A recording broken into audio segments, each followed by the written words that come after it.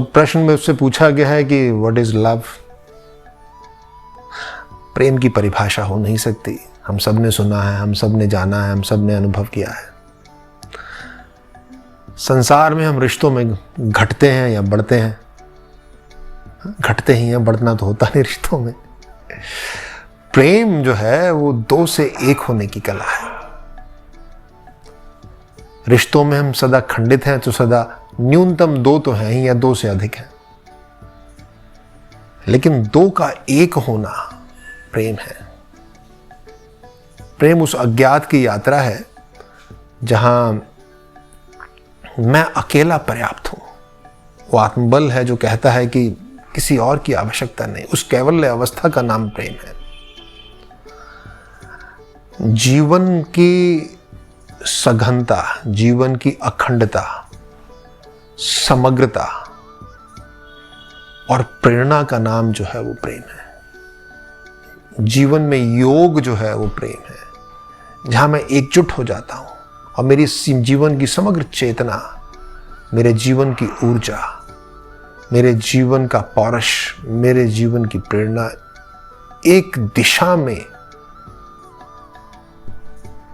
विकासोन्मुख गति को प्राप्त होकर आगे बढ़ती है। संकल्पित, इस संकल्प का नाम प्रेम है। जीवन में कुछ भी श्रेयस्कर हो, श्रेष्ठ हो, उत्कृष्ट हो, प्रेम उसका आधार है।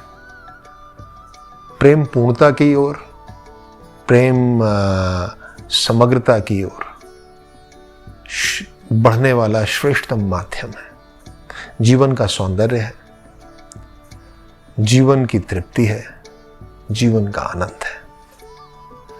इस रहस्य को शब्दों से खोजने से प्राप्त नहीं होगा, अनुभव करना होगा। और मेरा अनुभव तो ये कहता है कि आप दादा दादी हो गए होंगे, विवाह को जो है वो 50 वर्ष 60 वर्ष, पोते पोतियां हो चुके हैं, बच्चे हो चुके हैं, बड़ा लंबा चौड़ा समाज है, लेकिन लोग चूक ही जाते हैं। हम लोग चूक ही जाते हैं कि प्रेम का अनुभव ही नहीं होता है।